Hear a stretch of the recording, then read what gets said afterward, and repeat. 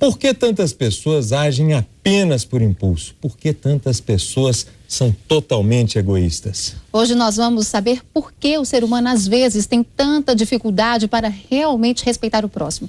A conversa sobre o assunto é com o psiquiatra e homeopata Aloysio Andrade. Boa tarde, doutor. Por que é tão difícil respeitar o próximo? Porque a tendência natural do ser humano, antes de ser humano, que é a tendência instintiva, é de defender a si próprio e os seus interesses em primeiro lugar. Então, essa atitude tem a ver, inclusive, com o instinto de sobrevivência, tá certo, Gilene? Não é uma coisa absurda e estranha, não. Isso é uma coisa natural. O treinamento é que vai fazer com que a criança, que já nasce com essa coisa da insegurança, que já tem essa falta de confiança em si mesma, o treinamento vai fazendo com que ela, então, pense no outro também e não só em si, nos seus interesses. Começa, então, literalmente no nascimento. A pessoa já tem essa tendência para o egoísmo aí.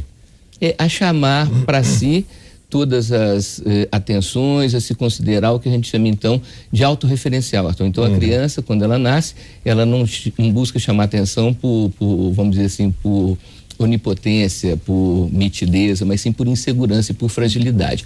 E esse treinamento, Arthur, a gente lembra aos amigos da Globo que é um treinamento intencionado, a pedagogia, o trabalho feito com as crianças tem que ser bem direcionado e a repetição de estímulos coerentes.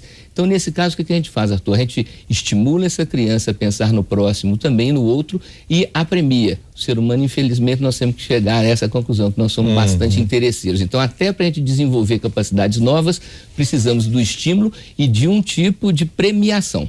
E por quanto tempo dura essa fase aí de treinamento? Arthur, a gente pode dizer até que a vida inteira. Só que a primeira etapa, até os 10 anos de idade, é mais estimulada por quem está fora.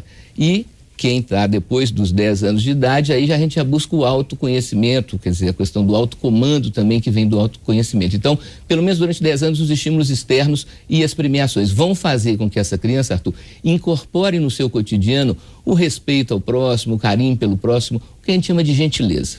Nós precisamos, então, aprender a respeitar o espaço do outro.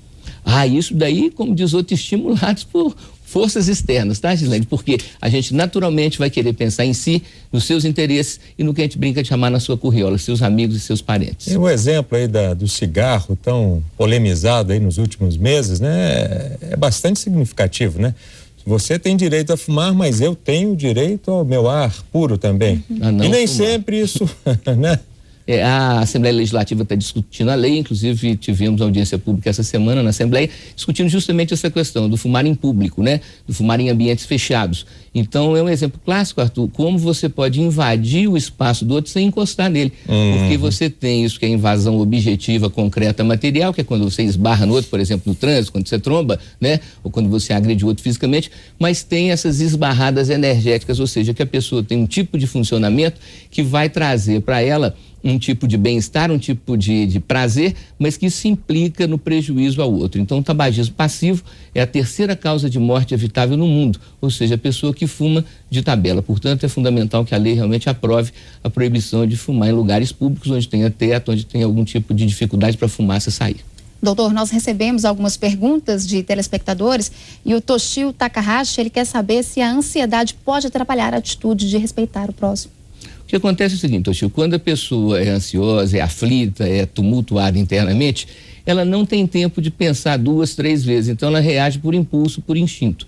Então, tanto os processos da ansiedade quanto os processos da insônia, que geram também ansiedade no dia seguinte, obviamente, vão atrapalhar demais esse respeito ao próximo, porque você fica tão incomodado consigo mesmo que você projeta esse incômodo em quem está no seu entorno.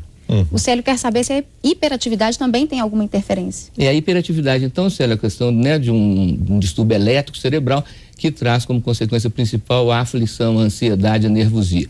Piora também, dificulta muito esse respeito ao próximo. E lembrarmos, então, que a vida é uma relação de trocas mútuas, quer dizer, a gente interage não só com o outro, mas com o ambiente. Então, a atitude, Arthur, ecológica, que a gente chama de atitude ecológica diante da vida, é não só cuidar do meio ambiente, mas cuidar dessas relações interpessoais para que a sua atitude facilite a vida do outro, ao invés de dificultar, sendo a vida já tão difícil feito é, sem ninguém nos atrapalhar. Agora, quando atrapalha, complica mais ainda, né? A pessoa já madura ou considerada madura e que continua egoísta, continua desrespeitando ao próximo e por isso talvez nem possa ser chamada de madura, né? Ela tem jeito ainda? Pode mudar?